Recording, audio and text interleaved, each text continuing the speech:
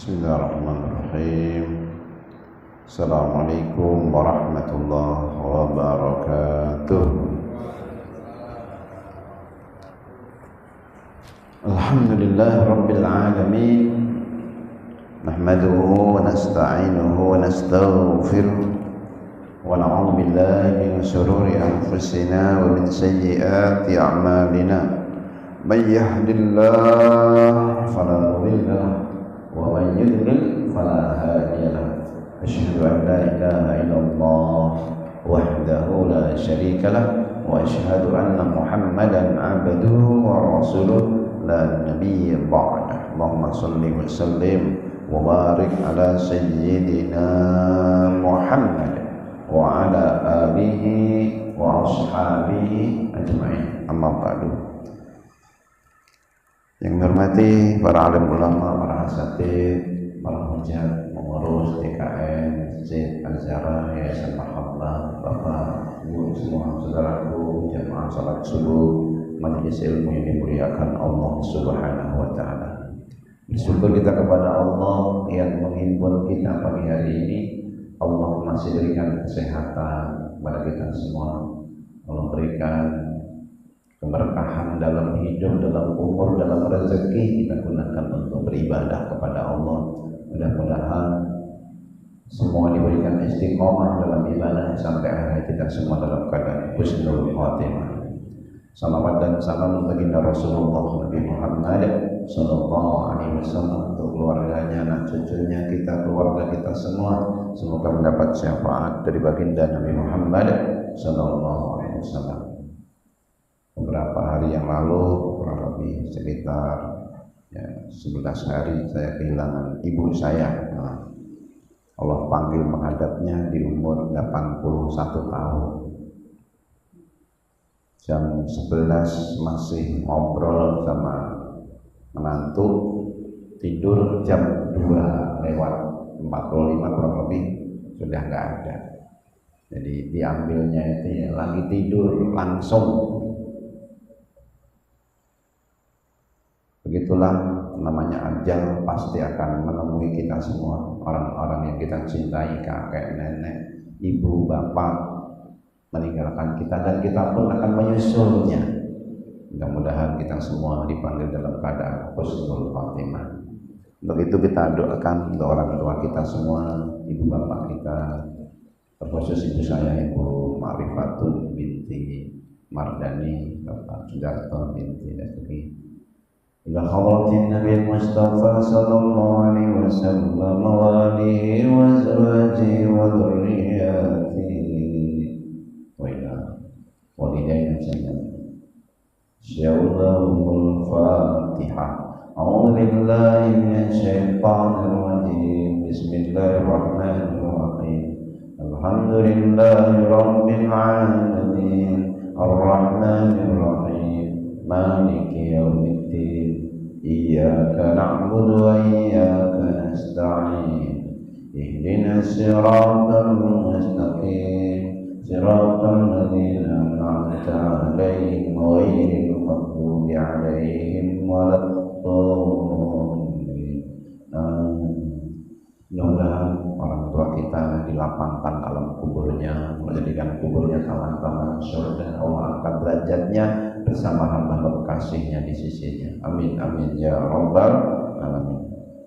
Kita lanjutkan pembahasan term Al-Quran terkait dengan kata wasatiyah, moderasi. Kadang-kadang wasatiyah, moderasi itu disalahartikan.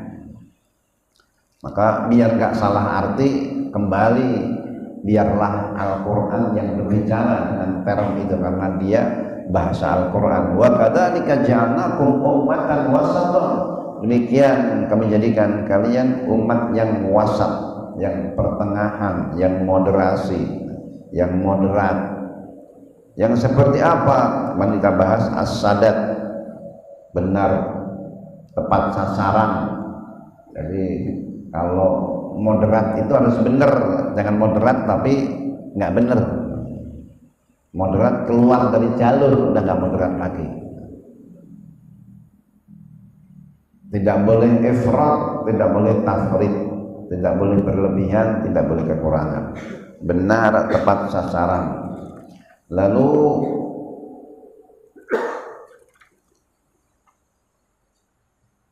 al-qasd itu ya moderasi, mudah, tekad yang kuat, terarah.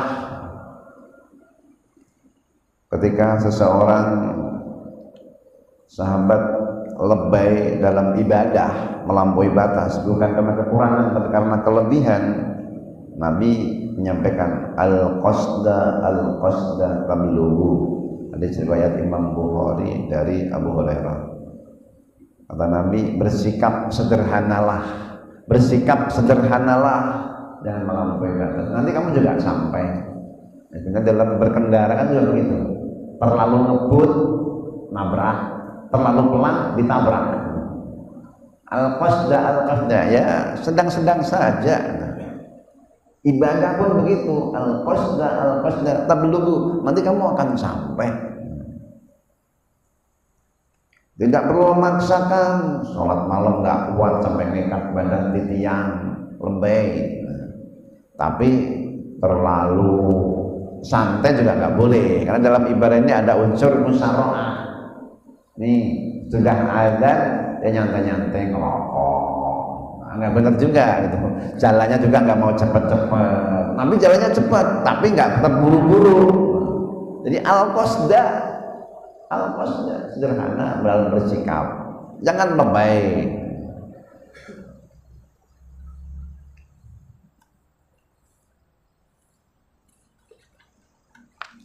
Tablughu, nanti kamu akan sampai. Fasaddidu wa qaribu wa abshiru wasta'inu bil ghadwa war rawhah wasai minal dulcah, kata Nabi. Bersikaplah yang benar, saddidu.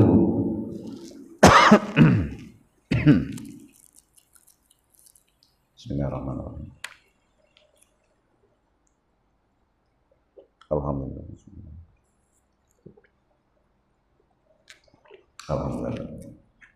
Wa qaribu, terus mendekatlah. Yang penting kamu berada di jalur yang benar. Bisa jalan cepat, bisa sambil berlari kalau udah lihai, atau pelan-pelan. Wa qaribu, tapi kalau udah di jalur yang benar jangan balik ke belakang, jangan belok kanan kiri. Wa qaribu, teruslah mendekat sama Allah. Absiru, berbahagialah. Jadi dengan beribadah itu senang. Fabidzalika falyafrahu.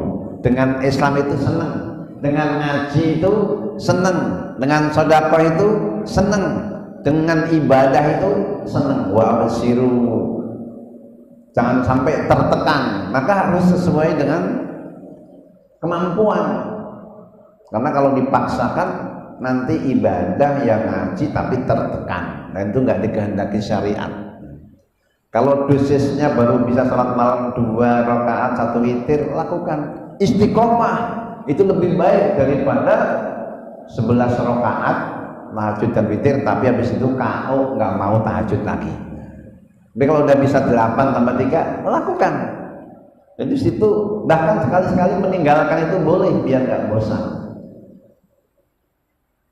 Kecuali ninggalin yang wajib nggak boleh. Kalau yang sunnah masih boleh. Wasta'inu bil ghadwati war rawhah wasai minal dulcah, dan minta tolonglah, jadikanlah waktu pagi, waktu petang sebagai waktu malam. Untuk apa? Penopang amal kamu kepada Allah. Pagi, siang, sore, malam digunakan untuk ibadah sesuai dengan kadarnya tadi.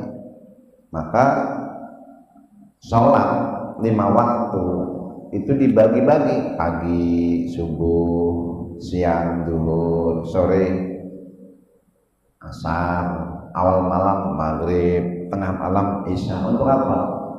Supaya kita terhubung hati kita kepada Allah Subhanahu wa ta'ala sepanjang hari, sepanjang malam. Ya ayyuhalladzina amanu dzkurullaha dzikran katsira wasabbihuhu bukratan wa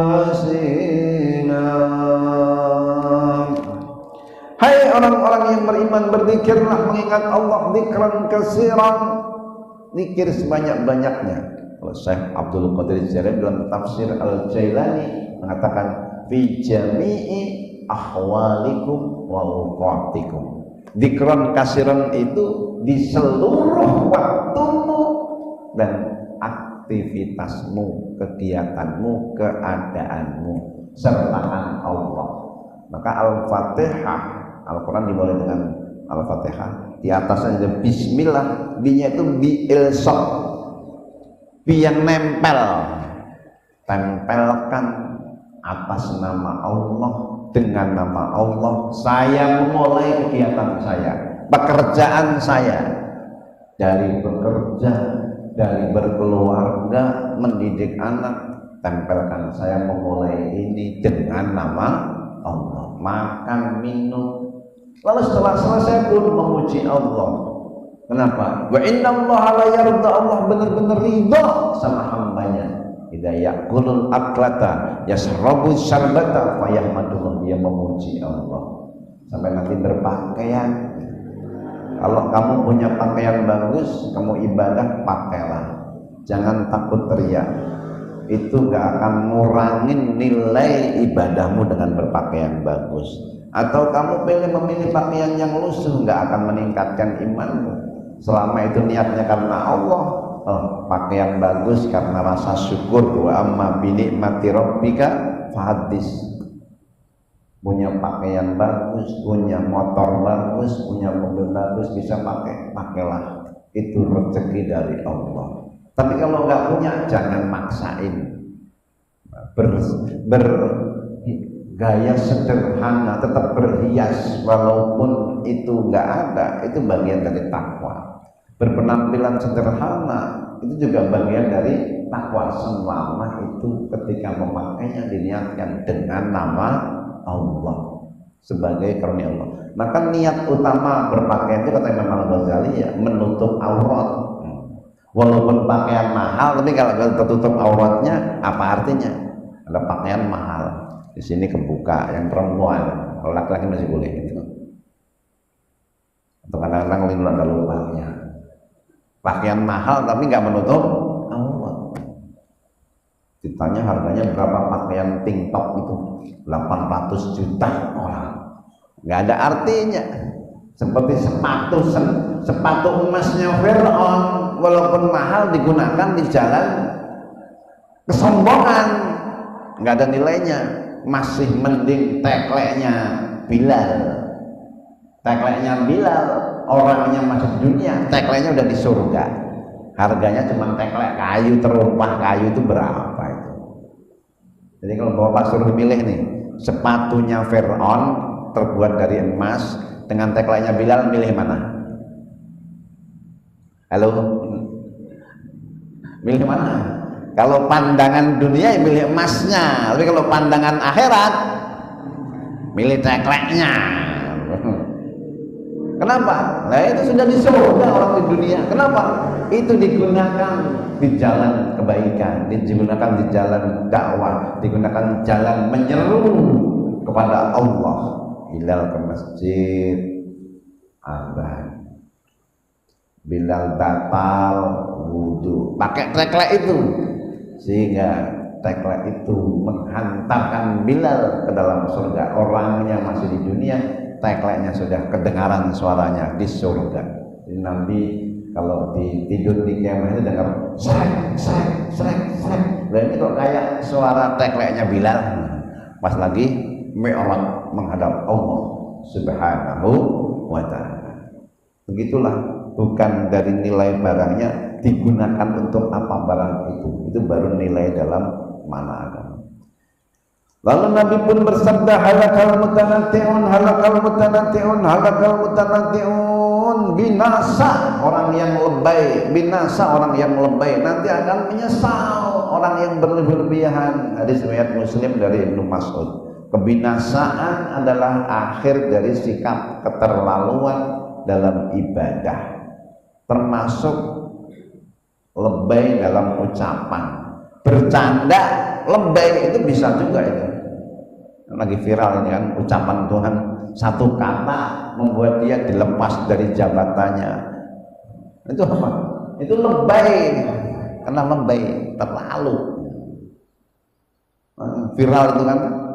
Tapi di satu sisi ucapan itu bisa mengangkat derajat seseorang yang tadinya nggak punya apa-apa jadi punya apa-apa, diumrohin, dapat apa itu namanya, transferan 100 juta, 10 juta. Tapi jangan salah paham, karena sebagian itu salah paham. Wah, berarti yang ngomong ini wali, ucapan goblok aja bisa datangkan rezeki katanya. Ini salah paham ini.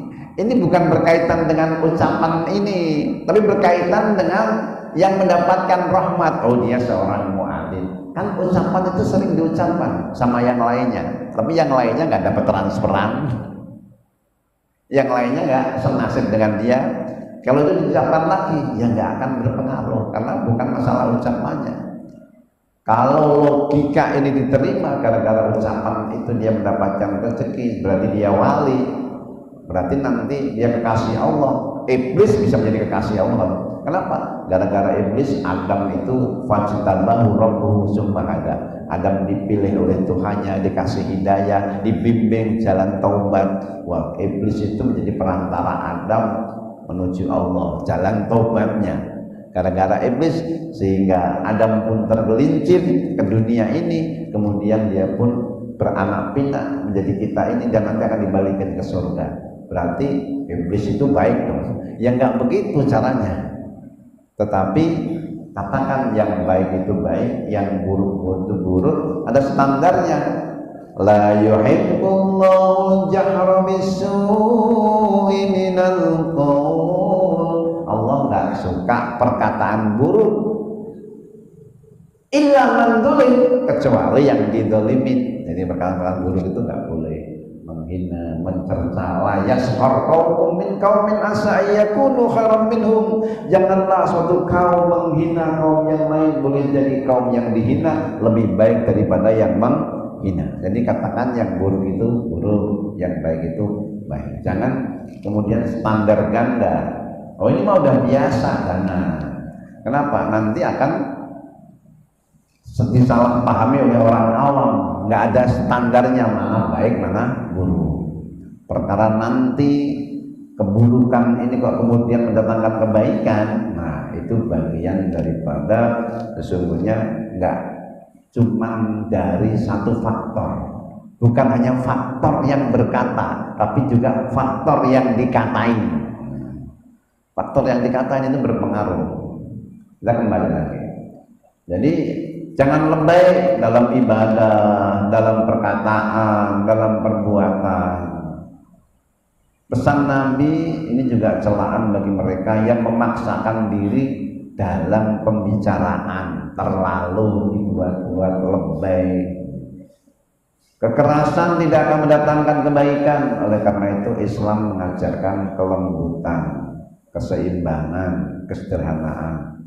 Maka seandainya Nabi pun bersikap kasar kepada umatnya, seorang Nabi pun kasar, itu pun yang namanya hukum sosial itu Nabi akan ditinggalkan umat.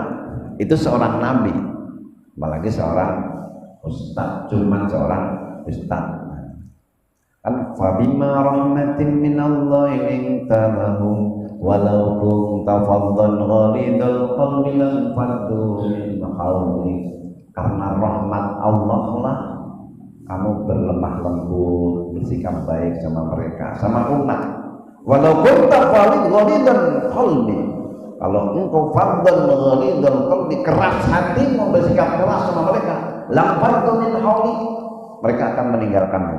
Maka Nabi itu terhadap mereka yang menzalimi, yang menyakiti, tetap Nabi memandang dengan ainur rahmah. Allahumma ighfir lahum warhamhum wahdihim fa innahum la ya'lamun. Ya Allah, rahmati mereka, ampuni mereka, berikan hidayah kepada mereka, mereka tidak tahu. Terhadap orang-orang yang dianggap, mohon maaf, dalam pandangan kacamata orang jelek, hitam, dia itu ya orang pedagang pinggiran gitu. Ada dulu sahabat namanya Zahir. Zahir ini dia orangnya jelek gitu. Kalau bukan budak juga bukan budak yang ganteng, yang jelek lah gitu. Dari pinggiran dia menjual barangnya di pasar.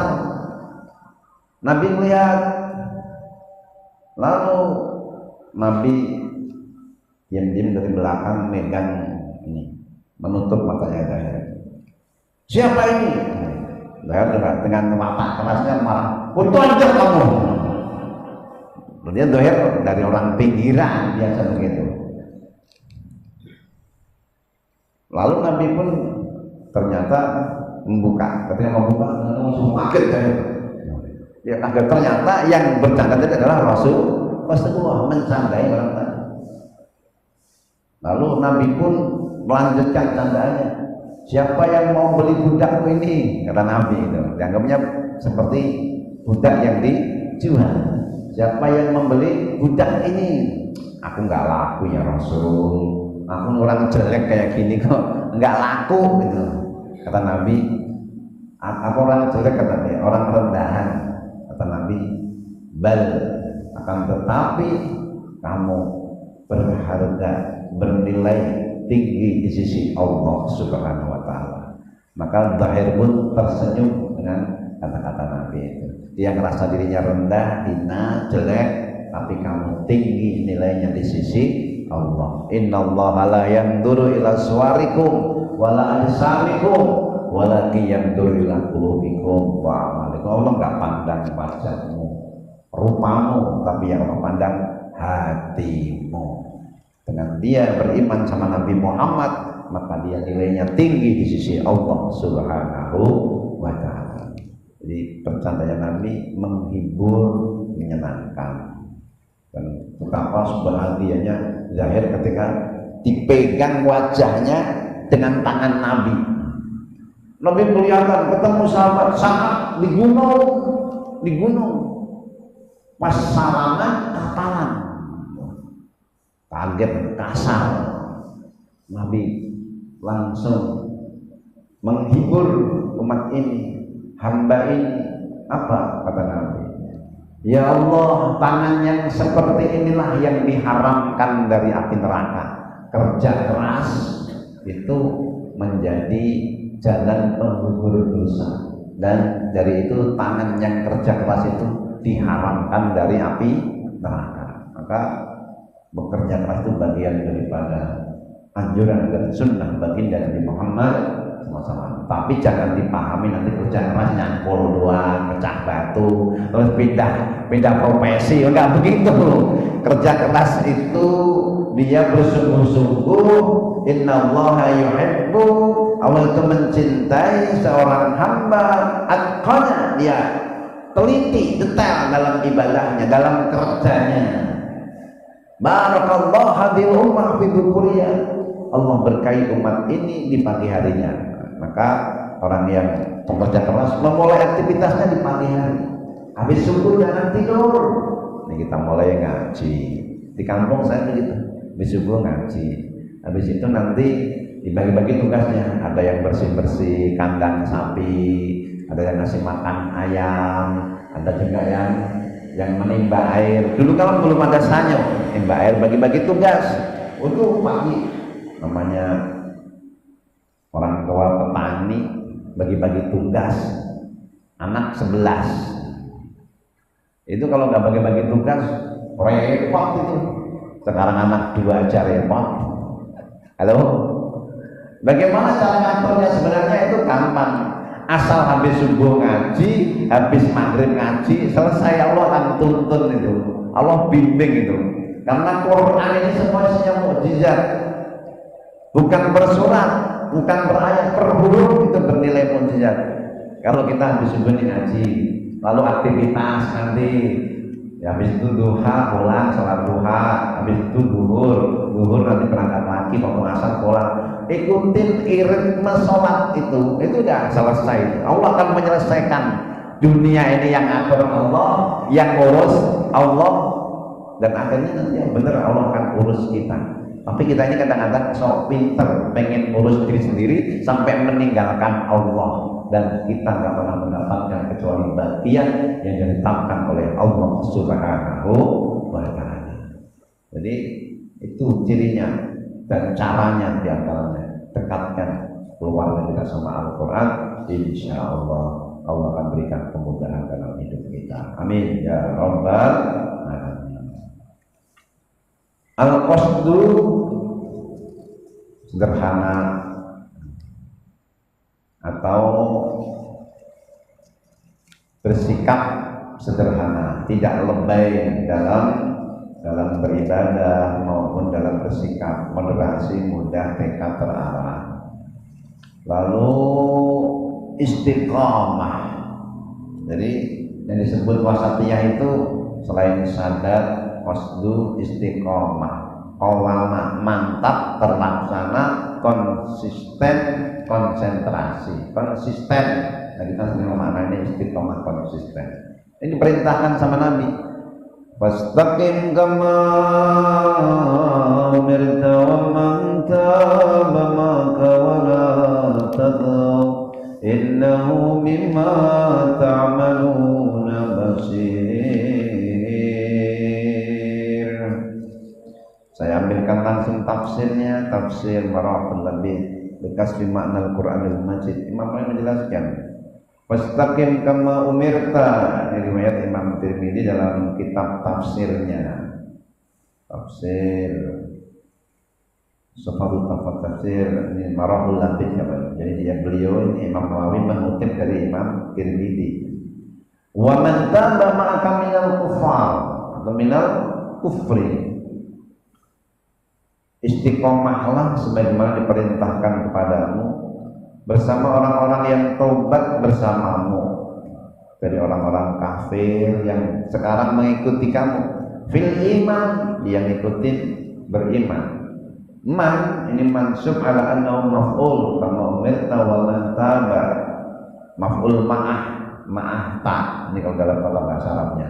Au marfu ataf ala dhamir fi umirta, berataf atas dhamir ta. Dan juga ini marfu, bisa mansub, bisa marfu. Ini dalam bahasa Arab.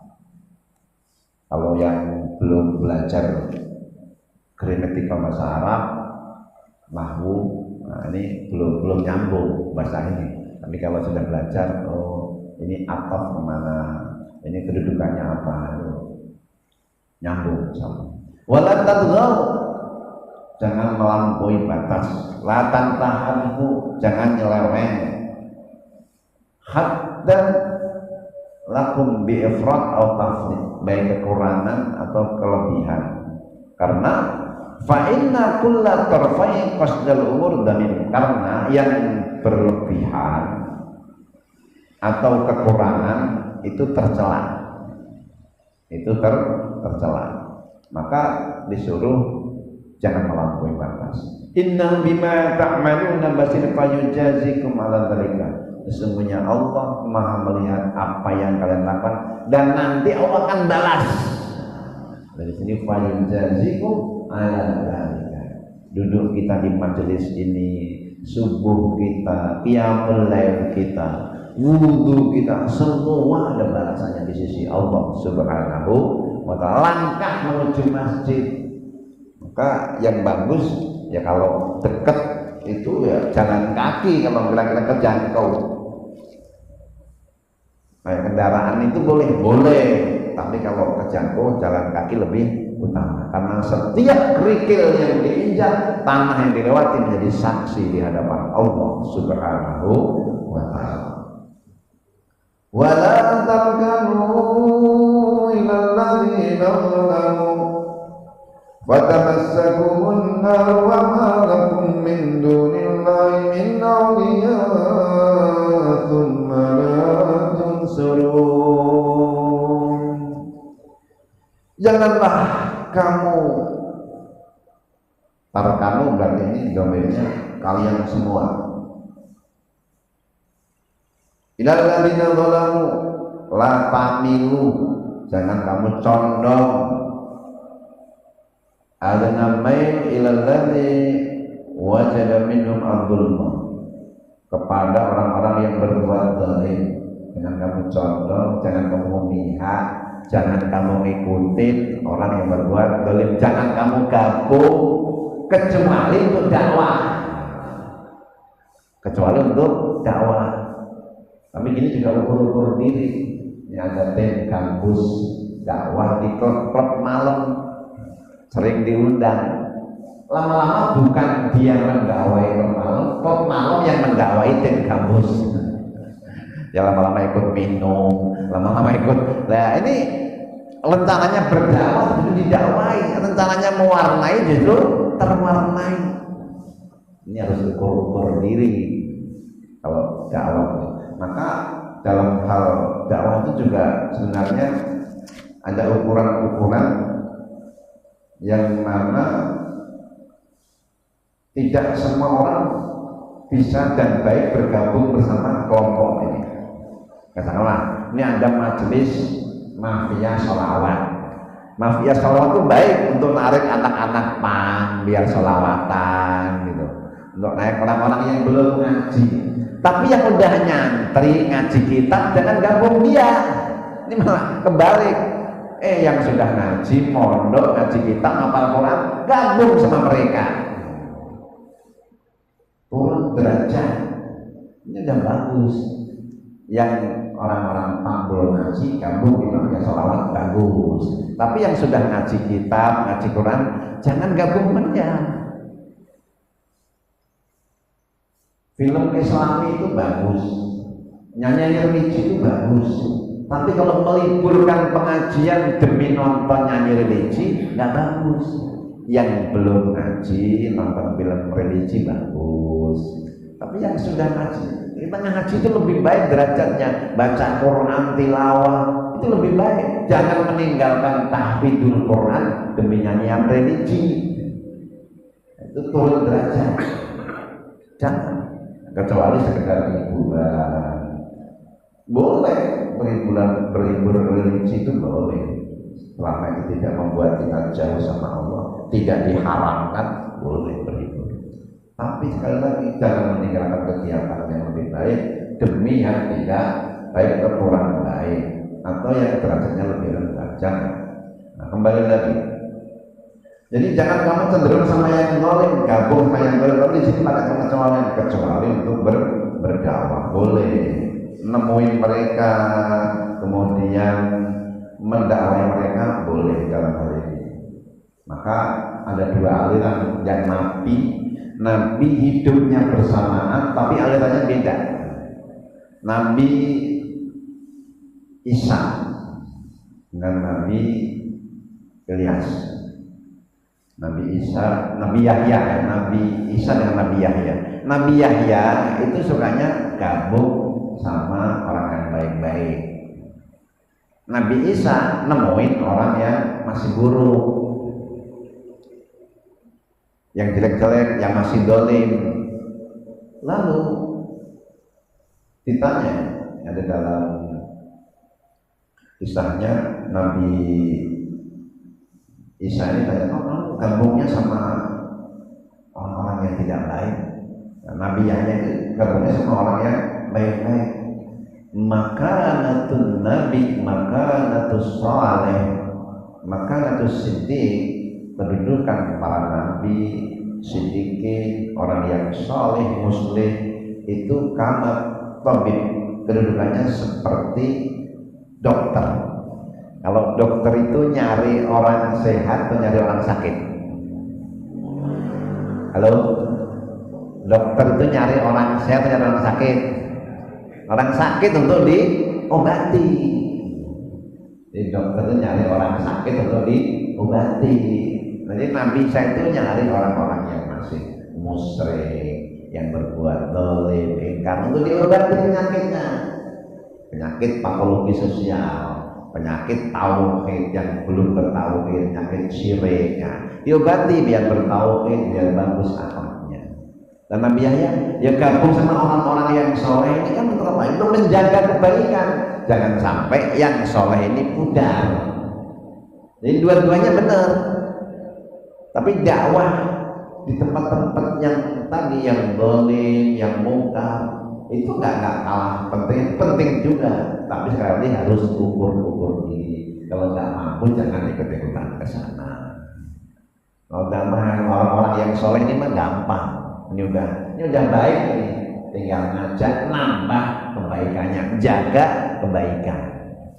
Nah, itu bagian daripada sesungguhnya metode dakwah.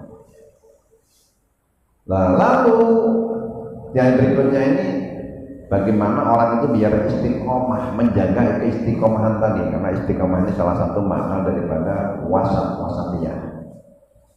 Aqimis shalah wa aqimis salata tarafayn nahar wa zulfan minal lail innal hasanati yudhibna sayyi'at dzalika dzikra lil zakirin. Dirikanlah salat di tepi dua siang, pagi subuh, siangnya zuhur, sorenya asar, di tepi-tepi siang. Kalau fayin naik, kalau fayin nahar, wa zulafan minal lail, awal malam, maghrib dan isya. Innal hasanat yudhibna sayyi'at, sesungguhnya kebaikan itu menghapus keburukan. Al hasanat kasalawatil khamsi, ngaji, silaturahmi, sedekah, itu menghapus keburukan yukaffir nahar. Sebagaimana dalam hadis, baina shalawatil khamsi wal jumu'ah ila jumu'ah wa ramadan ila ramadan mukaffirat, antara salat 5 waktu Jumat ke Jumat berikutnya, Ramadan ke berikutnya menjadi penggugur dosa selama benar salatnya, Jumatannya, Ramadannya. Karena ada nih yang Jumatan tapi memang niatnya nggak benar, datangnya nunggu khotib bubar. Jadi datangnya nunggu khotib sudah khutbah kedua, itu sudah ditutup bukunya. Ada yang datang awal tapi niatnya nggak benar, datang awal nyari tembok, bismika Allahumma ahya wa bismika hamud. Dari malam itu udah niat nanti tidurnya pas khutbah aja. Udah ada malam udah ngomong itu, tidurnya besok aja pas khotib malah ini. Itu memang paling enak itu. Dengerin khutbah, nyender, itu paling enak itu. Kadang-kadang di depan mimbar aja bisa tidur. Bahkan saya pernah ya tadi dapat kisah itu, sampai Bilalnya aja itu tidur. Jadi biasanya setelah barakallahu wa Qur'an dia pakai salawat Allahumma sallam, dia enggak dibangunin sama sampingnya, kaget langsung koma. Jadi di situ sesungguhnya bagian daripada ada dua sih kalau kajian orang ngantuk itu. Orang tidur itu bisa dua, ngantuk membuat dia tidur bagian dari rahmat, ada juga bagian dari tipu daya setan. Kalau kita ngantuk, capek, lelah, kemudian kita dalam kondisi ibadah, dalam kondisi perang, sampai lelah ngantuk, itu bagian rahmat. Sahabat Nabi itu ada, pas perang ketakutan, turun air hujan, air rahmat, sampai berdiri pun pedangnya jatuh saking ngantuknya, tidur dalam keadaan berdiri. Itu bagian rahmat, itu bagian rahmat. Tapi kalau sholat Jumat tadi sudah diniatin, itu bukan rahmat, itu niatnya tidur, bukan niatnya Jumatan. Nah kalau ngaji subuh gini gimana? Ngaji subuh setan membawa dua senjata. Senjata pertama paku, yang kedua itu tepung. Pakunya taruh mata biar enggak kuat berduduk, geser sono geser sini, jadi nggak nyaman. Kalau udah nyaman ditaruh tepung di matanya, nah, biar nyaman banget. Jadi bedain khusyuk dengan ngantuk itu susah. Tapi kalau saya berhusnuzon ini, kalau ada yang ngantuk rahmat semuanya. Amin ya robbal alamin. Kebaikan ini menghapus keburukan. Ini ada riwayat Ruya an Abayas bin Amr al-Ansari Abu Yasir bin Amr al-Ansari, atatni imra'atun, datang perempuan kepadaku, tastari tamroh, dia membeli kurma. Faqultu laha inna fil bayti tamran tayyib min hadha. Kata laki-laki ini, ya, kata Abu Yasir bin Amr al-Ansari, di dalam ada kurma yang lebih bagus. Jadi kata perempuan itu pas mau beli kurma di depan rumahnya, ini bagus, di dalam ada yang lebih bagus. Lalu fadakhaltu ma'i, aku ajak dia masuk ke dalam rumah.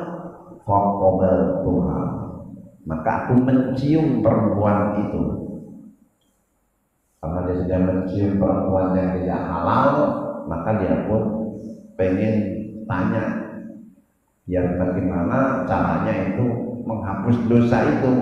Fakta itu Abu Bakarin, aku datang pada Abu Bakar. Fadzakartu dzalika, aku sebut tentang itu. Ustur ala nafsik wa tub wala tahbar ahada. Sudah, tutupi itu dirimu, tutupi aibmu, jangan kamu kasih tahu orang-orang. Seorang pun jangan sampai kamu kasih tahu. Nggak puas dengan jawaban itu, itu Umar, datang Umar bin Khattab pun mengatakan, ustur ala nafsik wala tahbar ala ahadin watub wala tahbar ahadan. Udah, tutupin aibmu itu, jangan cerita-cerita. Allah sudah menutup. Falam asbir, aku nggak sabar lagi, pengen nanya sama Rasulullah. Ataitu Rasulullah fadzakatu dzalika, aku sebutkan tentang itu. Faqala li akhanta rijlan ghaziyan fi sabilillah fi ahli bimisli hadza. Nabi marah, kamu ini berkhianat sama saudaramu. Ini suaminya lagi berjihad, istrinya kamu cium, kamu ajak masuk rumahmu, kamu ini khianat. Lalu wa aqra'a Rasulullah SAW, Nabi pun terdiam lama. Setelah diam lama, nazarat hadhil ayat, turun ayat ini. Kata Nabi, na'am idhab fa innaha kafarah lima fa'alta atau lima amilta. Udah, kamu pergi, sesungguhnya kebaikanmu sudah sholat bareng Nabi itu sebagai kafarat dari dzikron dzakirin, sebagai penghapus dosa kamu. Itu kan dosa kecil, mencium, memegang itu dosa kecil, belum sampai zina. Kalau zina kan dosa besar. Nah, maka sholat itu sudah menjadi penggugur dosa. Kayak kita ngaji menjadi dosa-dosa ngumpi, ngerumpi, berkata sebagai itu terhapuskan dengan mengaji ini. Dari dzikron dzakirin ini aidah lil muta'addin, sebagai nasihat buat orang-orang yang mau dinasihati. Dari hasanat kafarat lidzunubit taibin, kebaikan-kebaikan itu menjadi penggugur dosa bagi orang-orang yang mau tobat kepada Allah Subhanahu wa ta'ala. Sampai bab istiqamah, wastaqim, istiqamah, mantap, terlaksana, konsentrasi, konsisten. Istiqamah dalam akidah, tetap mengesahkan Allah. Istiqomah dalam ibadah, tetap terjaga yang wajib, kalau yang sunnah sebagai tambahan. Istiqomah dalam akhlak, menjauhi hal-hal yang lebay, baik terlalu melampaui batas atau kekurangan. Nah, tentunya nggak baik kalau itu lebay, baik berlebihan maupun kekurangan. Orang makan aja itu ya yang bagus, jangan terlalu kenyang, jangan terlalu lapar. Terlalu kenyang nanti jadi penyakit, terlalu lapar lemes. Sedang-sedang saja. Jadi di situ mana istiqamah dalam tauhid, mengesahkan Allah, tidak bertuhan banyak, juga tidak percaya akan adanya Tuhan. Terus percaya hanya pada satu Tuhan. Qul huwallahu ahad, katakan Allah itu esa. Istiqamah dalam ibadah, minimal terjaga yang wajib, tambahnya yang sunnah. Istiqamah dalam akhlak, tidak berlebihan. dalam bersikap, tapi juga tidak terlalu abai. Mudah-mudahan terpahami. Nanti insya Allah di pekan berikutnya itu ada lagi yang namanya tawazun, berkeseimbangan. Yang namanya moderasi itu harus berkeseimbangan, nggak boleh berat sebelah, tidak boleh dia itu hanya pada satu sisi, harus mempertimbangkan antara sisi duniawi, sisi ukhrawi. Nah, seimbang maknanya dunia ukhrawi bagaimana? Insya Allah kita akan bahas pada perjumpaan berikutnya. Sekarang mungkin buat ruang tanya jawab kalau ada yang nanya. Monggo kalau ada yang nanya. Kita sudah paham semua atau nggak ada yang paham? Silakan yang nanya. Atau mau dilanjutkan? Silakan.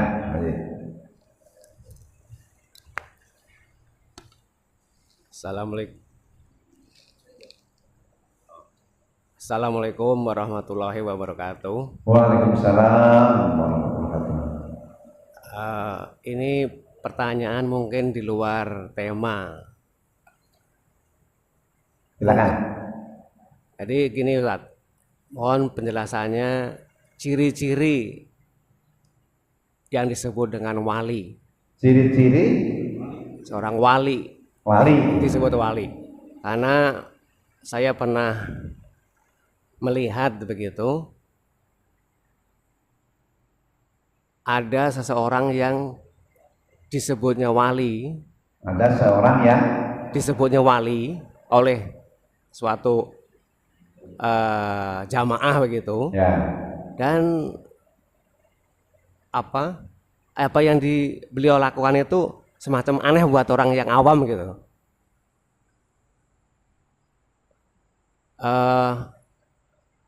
Itu aja Ustaz. Assalamualaikum. Terima kasih. Assalamualaikum warahmatullahi wabarakatuh. Baik, ciri-ciri seorang wali. Kita harus paham dulu itu makna wali.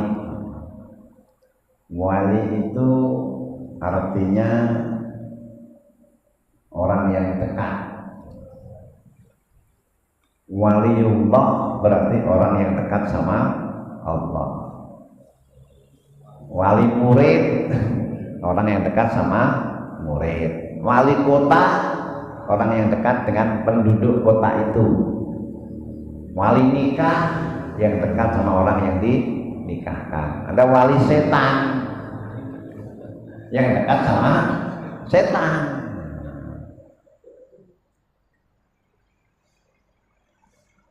Sesungguhnya ada dalam Al-Quran dan As-Sunnah siapa wali-wali Allah itu. Ala inna awliya Allahi la khawfun alaihim wa la hum yahzanun. Ketahuilah wali-wali Allah itu tidak ada rasa takut, tidak ada juga rasa sedih, lahun alaihim, tidak takut dengan bagaimana nasibnya nanti, tidak sedih dengan sesuatu yang hilang darinya.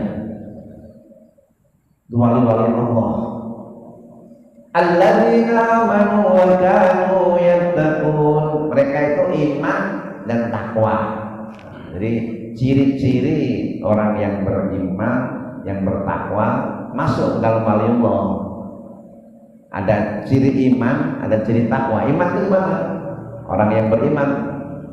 Sesungguhnya orang-orang yang beriman, yang benar keimanannya, idza dzukirallah wajilat qulubuhum, disebut nama Allah getar hatinya. Wa idza tuliyat alaihim ayatuhu zadatuhum imana, dibacakan ayat-ayatnya tambah imannya. Waliullah disebut nama Allah getar hatinya. Dibacakan Al-Quran nambah imannya. Walladzina yuqimuna shalah, mereka mendirikan salat. Wa yu'tuna zakat, menunaikan zakat.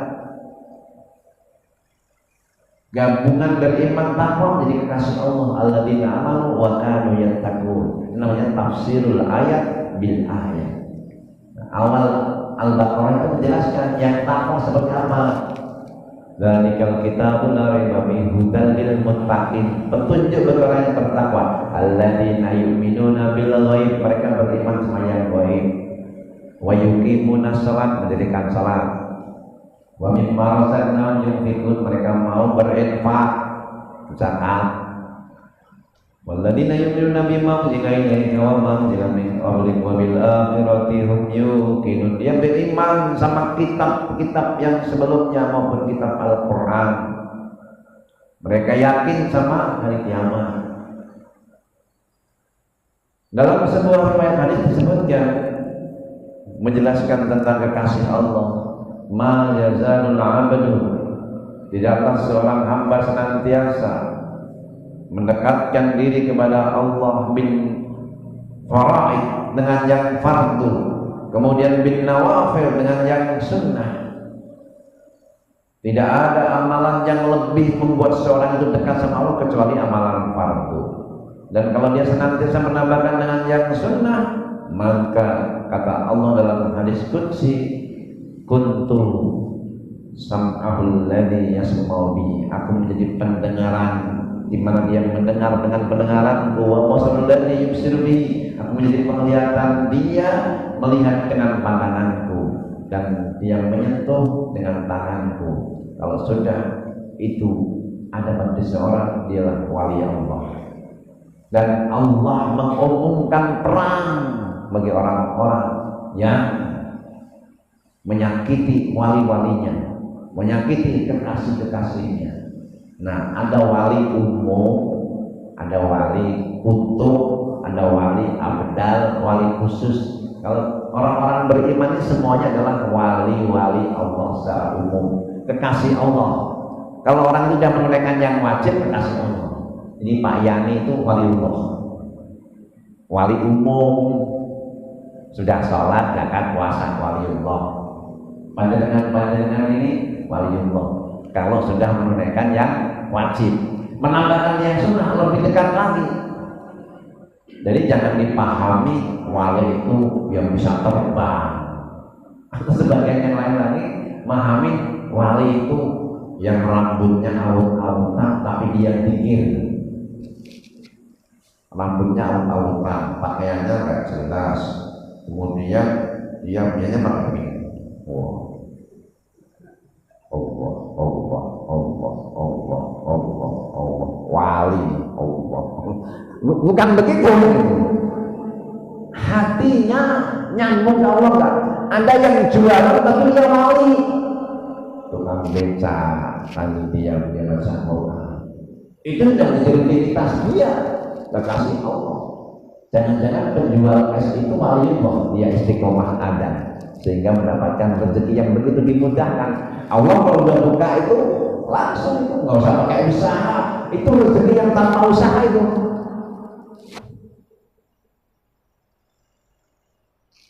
Abdurrahman bin Auf, dia termasuk seorang sahabat yang memang dalam hal rezeki dia wali Allah. Pengen fakir nggak bisa fakir. Kalau kita pengen kaya nggak kaya-kaya. Jadi Abdurrahman bin Auf itu sudah mendermakan puluhan ratusan unta, berikut tunggangannya, tetap aja dia kembali kaya. Pengen nolong orang-orang Madinah, di Madinah hasil kurmanya pada busuk, nggak laku dijual, diborong sama Abdurrahman bin Auf.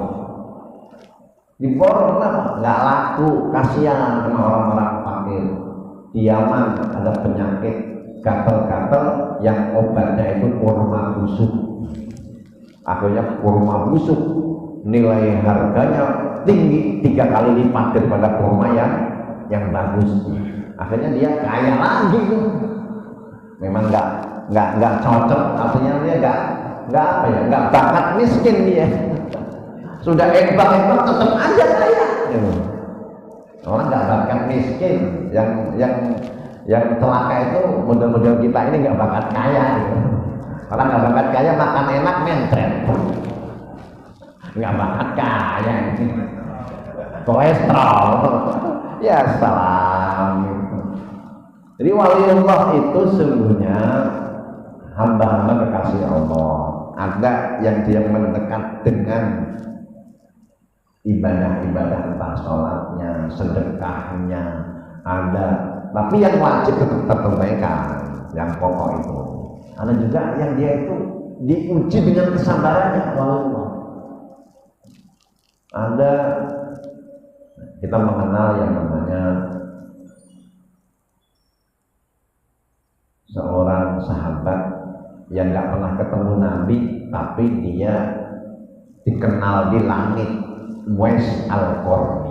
Uwais ini nggak pernah ketemu Nabi, tapi kalau dia doa pasti diijabah. Dia waliullah. Dia karena baktinya sama orang tua, hidup di zaman Nabi. Sebagian ulama mengelompokkan sahabat, tapi sebagian yang lain nggak pernah ketemu Nabi. Dia pengen nemuin Nabi, izin sama ibunya. Ada kabar seorang Nabi begini dia ke Madinah. Di Madinah rupanya Nabi lagi berjihad, ketemu sama istrinya. Dikatakan Nabi lagi jihad, nggak tahu kapan pulang. Dulu belum ada WA. Lalu dia langsung pulang lagi. Kenapa? Ingat pesan ibunya. Kamu lihat ibu kayak gini, lumpuh, nggak ada yang ngopenin. Nanti kalau kamu sampai Madinah segera pulang. Akhirnya segera pulang. Tapi Nabi pulang dari perang. Ketika Aisyah mau menyampaikan tentang kabar itu, oh iya, tadi ada seorang pemuda yang begini. Jibril sudah menyampaikan kepada aku. Dia itu kalau doa nggak pernah tertolak. Maka kalau ketemu dia minta doa. Umar bin Khattab, Ali bin Abi Thalib, dia nyari yang namanya Uwais ini.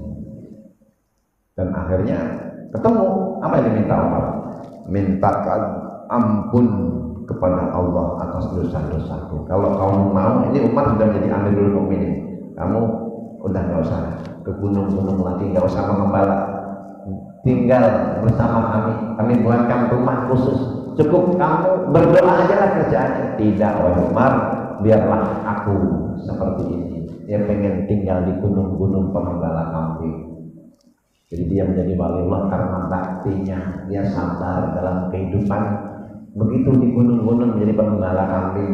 Tapi ini jangan diambil kalau begitu kita beralih profesi jadi pengembala kambing. Bukan. Dia menjadi pengembala kambing, naik turun bukit, bahkan dia itu kadang-kadang ada riwayat menggendong kambingnya naik turun bukit. Dalam pertanyaan menggendong anak lembu untuk apa? Rupanya itu sebagai latihan bahwa nanti dia pengen menggendong ibunya ke Mekah, dari Yaman ke Mekah, gendong ibunya. Dia menjadi kekasih Allah. Dia menjadi waliullah karena baktinya sama orang tua. Jadi banyak amalia-amalia yang membuat kita dekat sama Allah.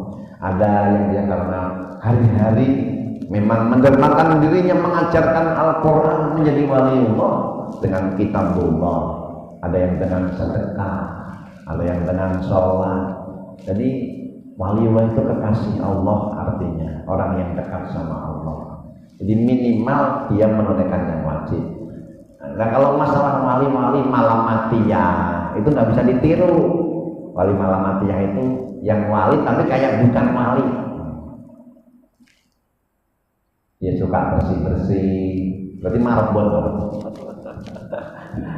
Ada itu wali yang suka bersih-bersih kan. Di zaman Nabi Musa, Atra al-Aswad.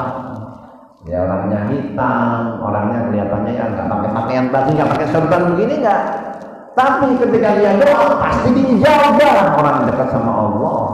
Nabi Musa bermohon udah lama nggak turun hujan bersama kaumnya, minta kepada Allah, ya Allah turunkan hujan. Sudah berdoa Nabi Musa, umat sudah ngumpul, nggak turun hujan. Ya Allah, Musa kan langsung bincang-bincang sama Allah. Ini kenapa engkau belum menurunkan hujan? Kami sudah doa bareng-bareng, sholat istisqa dalam bahasa kita. Itu diantara yang hadir ada yang menggunjing. Gara-gara menggunjing itu tidak turun rahmat Allah. Kata Musa, ya Allah tunjukkan kepadaku mana orang yang menggunjing, biar aku usir, biar diijabah. Loh, aku ini melarang menggunjing, masa aku mau menggunjing, kata Allah. Jadi Allah nggak mau menggunjing hambanya juga.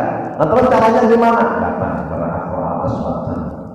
Dia orangnya begini, dicari itu ketemu di tempat sampah lagi bersih, nggak pakai pakaian bagus enggak.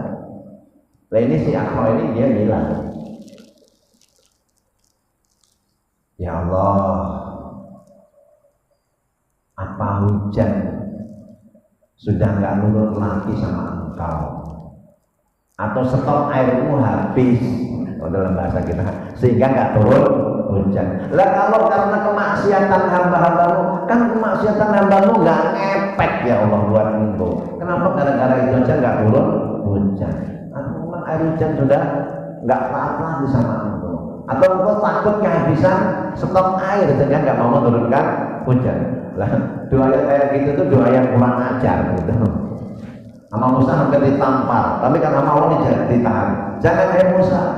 Innahu la yuhibbuni kulla yaumin sama. Ini orang ini setiap hari bikin tersenyum Allah setiap hari 3 kali. Kenapa? Dia polos dengan keyakinannya, polos dengan kata-katanya yang kayak gitu gak dibikin-bikin. Saya juga kadang-kadang pernah mencoba begitu dan itu lumayan diijabah juga itu. Ada kalanya begitu, ya Allah, memang kau butuh sakit. Itu kan sakit ini nggak ada gunanya buat kau sembuhkan. Pakai doa biasa nggak sembuh, dengan doa itu bisa sembuh. Tapi jangan nggak usah ikut-ikutan. Jadi sekali-sekali begitu itu boleh gitu, sekali-kali ngikutin gayanya Quran. Tapi itu dengan keyakinan, bukan untuk merendahkan Allah, enggak. Dia nggak merendahkan, tapi dengan keyakinannya, ya Allah, ini kan kemaksiatan nggak ngepek buat engkau. Stok airnya kan banyak kalau dibalik. Apa engkau takut kehabisan ya Allah? Tapi itu belum selesai doa kok ini al-asbab ini turun hujan akhirnya. Dengan itu turun hujan. Dan itulah dia itu kekasih Allah sebenarnya. Cuman penampilannya biasa. Ada wali-wali malam mati ya, yang model begitu juga ada. Gitu. Tapi yang kayak gitu nggak bisa jadi ukuran. Karena ada yang cuman pakai celana segini, itu nggak bisa jadi ukuran. Kalau yang jadi ukuran itu yang wali alladzina amanu wa kanu yattaqun, dia iman takwa. Nah itu wali begitu contoh. Syekh Abdul Qadir Jailani itu Sultanul Auliya, pemimpin para wali. Beliau itu bukan hanya dikir-dikir yang banyak, tafsirannya ada kitab tafsir, fikihnya ada. Beliau itu ahli ibadah. Cuman kita kan nggak mengenal secara keseluruhan, ngertinya ahli dikir doang. Dan memang beliau ketika menerjemahkan, menafsirkan ayat zikir itu ya fi jami'i ahwalikum wa umatikum, di seluruh keadaanmu, waktumu gunakan untuk zikrullah. Beliau itu selalu menyambungkan hatinya kepada Allah. Maka melihat bunga seakan bertasbih subhanallah, subhanallah, subhanallah. Melihat ikan seakan bertasbih subhanallah, bertakbir alhamdulillah, nggak pernah berhenti. Itu setiap malam itu kan saya saksikan ikan nggak pernah berhenti, komat kamit. Kapan tidurnya ya, ikan zikir terus tuh. Padahal punya ikan di rumah, pernah nggak melihat ikan tidur tergeletak? Halo, nggak pernah. Kalau kita sering tergeletak. Oh ngaji aja tergeletak. Baik, mudah-mudahan terpahami. Jadi kalau mau ngikutin wali-wali yang alladzina amanu wa kanu yattaqun, dia beriman dan bertakwa, ditandai dengan akidahnya terjaga, sholat, zakat, puasa. Jadi yang standar kalau ngikutin. Jangan nggak usah pengen jadi wali di pinggir jalan. La ilaha illallah. Kemudian kayak gitu rezeki datang sendiri, ya nanti akan datang sendiri rezekinya. Ada yang nyoba begitu, datang sendiri. Rezeki Allah itu nggak akan tertahan. Waktunya makan dikasih makan. Tapi yang kayak gitu nggak usah ditiru, karena ada dua wali nih, dua waliullah kekasih Allah. Satu kerjaannya begitu, satu lagi kerjaannya bagi-bagi. Ketika ditanya sama orang alim ini, orang yang diamnya kerjanya zikir tadi, yang kayak gitu, kenapa kamu nggak mau bekerja, nggak mau mencari nafkah? Allah itu ngasih rezeki sudah ada jatahnya. Saya begini aja dapat rezeki. Kamu nggak perhatikan itu. Di atas pohon itu ada burung yang buta, burung yang pincang, tapi tetap datang burung yang lain ngasih rezeki. Rezeki Allah itu nggak akan tertukar, nggak akan tertolak, pasti akan datang. Dan dia dengan begitu memang hidup, rezeki itu datang. Kata wali ahli ilmu yang berikutnya ini, kenapa kamu nggak pilih burung yang terbang bebas, kemudian memberi makan burung yang pincang? Kenapa kamu pilih menjadi burung yang pincang? Sama-sama dapat rezeki. Bukankah al-yadul ulya khairum minal yadis sufla? Jadilah kamu orang-orang yang menebar kebaikan, berbuat baik. Kalau enggak, minimal jadi perantara kebaikan-kebaikan. Kita bisa mengajarkan Al-Quran. Kalau enggak, bisa menjadi perantara yang mengajarkan Al-Quran. Bisa sebagai donasinya. Enggak bisa memberi sebagai perantara. Ada orang kaya, orang fakir, kita sebagai perantara. Yang kelewatan juga itu dapat amalnya. Enggak bisa menghafal Quran, menjadi donatur ahli Quran juga sama, dapat pahala menghafalkan Al-Quran juga.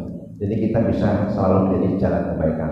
Saya tutup dengan kata-kata Nabi Isa, waj'alani mubarakan aina kuntu wa awsani bis salati waz zakati ma dumtu hayya. Dan Allah jadikan aku selalu menjadi keberkahan, kebaikan dimanapun aku berada. Dan Allah nasihatkan perintahkan padaku untuk salat dan zakat selama aku masih hidup.